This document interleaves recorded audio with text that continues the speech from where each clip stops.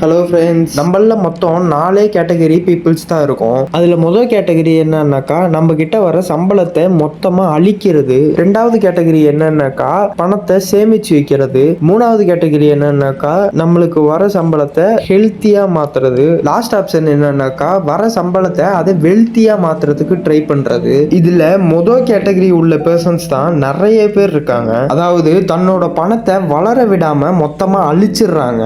ஒரு உதாரணத்துக்கு சொல்லணும்னாக்கா சேலரி வந்த உடனேயே அதை எல்லாத்தையுமே செலவு பண்ணிடுவாங்க. அதாவது சுத்தி இருக்கிறது அவங்களுக்கு ஒரு விஷயம் தேவைப்படலைனாலுமே அடுத்தவங்க கிட்ட ஷோ ஆஃப் பண்றதுக்காக அந்த பொருளை பை பண்ண ஸ்டார்ட் பண்ணுவாங்க. அதாவது லோன்ல கார் வாங்குறது, இல்லைன்னா ரொம்பவே எக்ஸ்பென்சிவான மொபைல்ஸை வாங்குறது, இப்படின்ற மாதிரி பண்ணி தன்னோட பணத்தை அழிச்சிருவாங்க. இப்போ இதுல ஸ்பெண்ட் பண்ண எக்ஸ்பென்சிவான எல்லா பொருளுக்கும் போய் மிச்சம் இருக்கிற அமௌண்ட்டை வச்சு பார்த்தீங்கன்னாக்கா பேங்க்ல சேவ் பண்ணுவாங்க.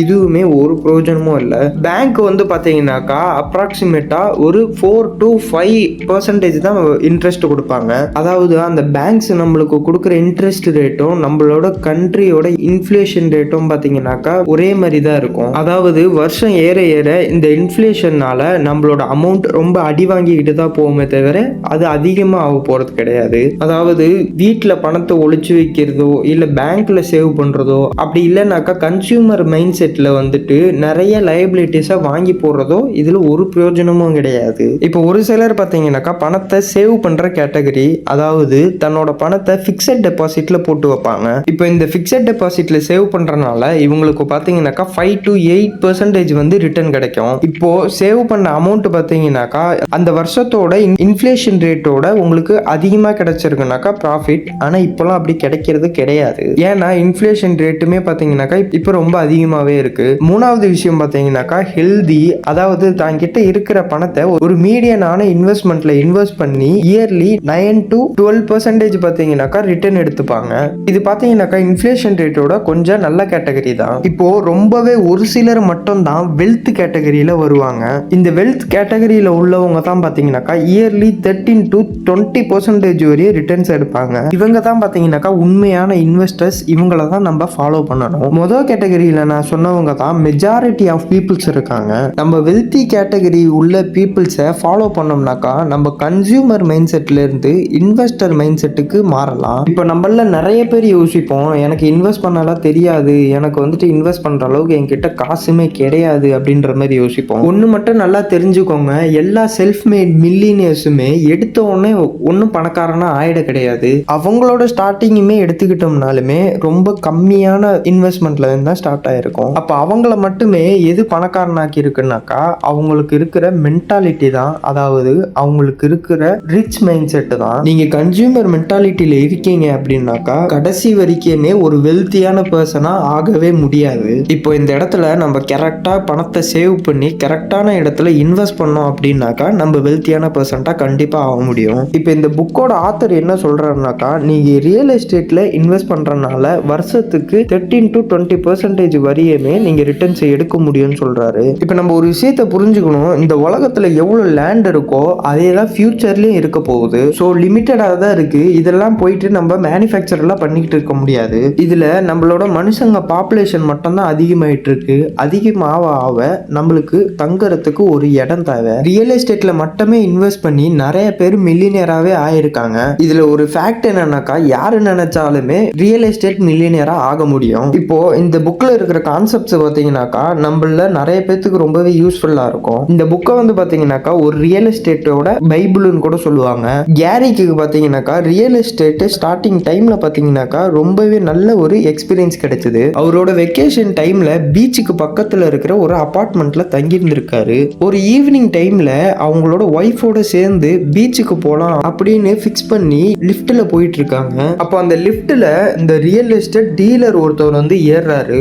அந்த ரியல் எஸ்டேட் டீலருக்கும் கேரி ஒரு ரியல் எஸ்டேட் இன்வெஸ்டர் அப்படின்றது அவருக்கு நல்லாவே தெரியும். அப்போ அந்த ரியல் எஸ்டேட் டீலர் கேரியை பார்த்து நீங்க தங்கியிருக்கிற அபார்ட்மெண்ட்லயே ரொம்ப சீப்பா ஒரு அபார்ட்மெண்ட் இருக்கு அப்படின்ற மாதிரி சொல்றாரு. கேரியுமே ஒரு நல்ல ரியல் எஸ்டேட் இன்வெஸ்டர்ன்றனால அந்த அபார்ட்மெண்ட் அதோட வேல்யூவோட கம்மியான ரேட்ல தான் கிடைக்குது அப்படின்றதுமே அவருக்கு தெரியும். சரி, நான் இதை வாங்குறதுக்கு கொஞ்சம் டைம் வேணும் அப்படின்னு சொல்லிட்டு அந்த ரியல் எஸ்டேட் டீலரோட பிசினஸ் கார்டை வாங்கிக்கிட்டாரு. நான் அப்புறமேட்டு யோசிச்சுட்டு உங்களுக்கு கால் பண்றேன் அப்படின்ற மாதிரி சொன்னாரு. கொஞ்ச நாள் போக அதுக்கப்புறமேட்டி அவங்க ஒய்ஃபு கிட்ட டிஸ்கஸ் பண்ணிட்டு இது மாதிரி அந்த கார்டை தேடி கண்டுபிடிச்சு ஃபோன் பண்றாங்க.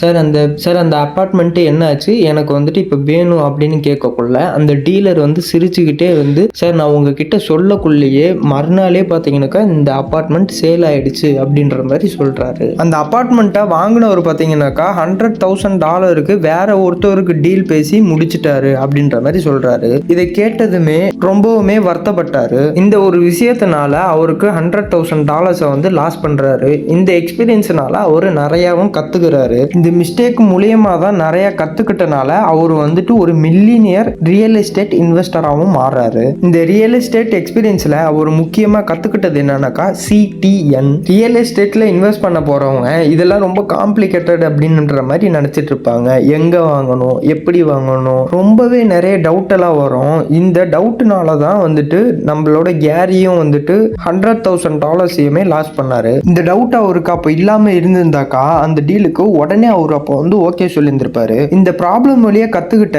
CTNல வந்து தான் நம்ம வந்து ஃபாலோ பண்ணணும் அப்படின்ற மாதிரி சொல்றாரு. சீனா என்னன்னாக்கா கிரைட்டீரியா, அதாவது நீங்க ஒரு ப்ராப்பர்ட்டியை வாங்க போறீங்கன்னாக்கா அது எந்த லொகேஷன்ல இருக்கு, அது எந்த மாதிரி ஒரு ப்ராப்பர்ட்டி, ரெசிடென்டியலா இல்ல கமர்ஷியலா, அதோட பிரைஸ் வேல்யூ எவ்வளோ, இல்லை நம்ம தனியாக தான் வாங்க போகிறோமா இல்லை நம்மளோட சேர்ந்து வேற யாரு கூடயாவது பார்ட்னர்ஷிப் போட்டு வாங்க போகிறோமா, இந்த மாதிரி டேட்டாவெல்லாம் கலெக்ட் பண்ணி ஒரு கிரைட்டீரியாவை வச்சுக்கோங்க.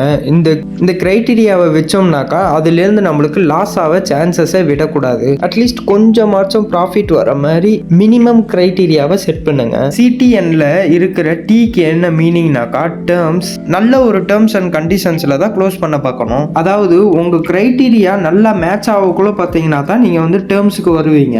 நீங்கள் வாங்குற ப்ராப்பர்ட்டியை கரெக்டான ப்ரைஸிங்கில் வாங்கணும். அதாவது பார்கெனிங்க்கு கொண்டு வரணும். நம்ம கரெக்டான ப்ரைஸிங்கில் வாங்கினா மட்டும்தான் கரெக்டாக ப்ராஃபிட் நல்லா கிடைக்கும். இந்த உலகத்தோட மிகப்பெரிய இன்வெஸ்டரான வாரன் பஃபட் அவரோட கிரைட்டீரியால வரப்பட்ட லிஸ்டட் கம்பெனிஸ் எல்லாத்தையுமே அவரோட டேர்ம்ஸில் இருக்கிற ப்ரைஸுக்கு வந்தால் மட்டும்தான் அவர் வந்துட்டு அதை வாங்குவார்.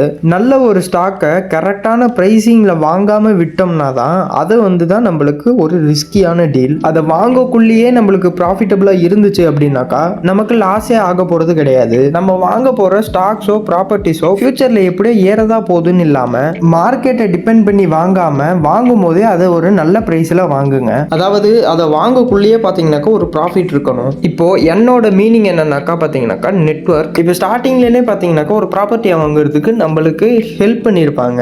அவங்கள வந்துட்டு நம்ம நெட்வொர்க் உள்ளேயே வச்சுக்க பார்க்கணும். ரியல் எஸ்டேட் கிரைட்டீரியாஸ் நம்மளுக்கு தெரியணும் அப்படின்னாக்கா நம்மளுக்கு வெளியே இருக்கிறவங்களோட நாலேஜ் தேவை. ரியல் எஸ்டேட் ஏஜென்ட்ஸ், புரோக்கர்ஸ் இவங்க கிட்டலாம் நம்ம கனெக்ஷனோட இருந்தாதான் மார்க்கெட்ல நடக்கிற விஷயம்லாம் நம்மளுக்கு அப்டேட் ஆகிக்கிட்டே இருக்கும். அதனால உங்களோட நெட்வொர்க்கை எப்பயுமே க்ரோ பண்ணிக்கிட்டே இருங்க. இதெல்லாம் வந்து த மில்லினியர் ரியல் எஸ்டேட் இன்வெஸ்டர் இதுல இருந்தா கத்துக்கிட்டேன், உங்ககிட்ட ஷேரும் பண்ணிக்கிட்டேன். நீங்க என்ன சேனலை சப்ஸ்கிரைப் பண்ணாம இருக்கீங்கன்னா மறக்காம சப்ஸ்கிரைப் பண்ணிக்கோங்க. நாம இன்னொரு வீடியோல பார்க்கலாம். பை.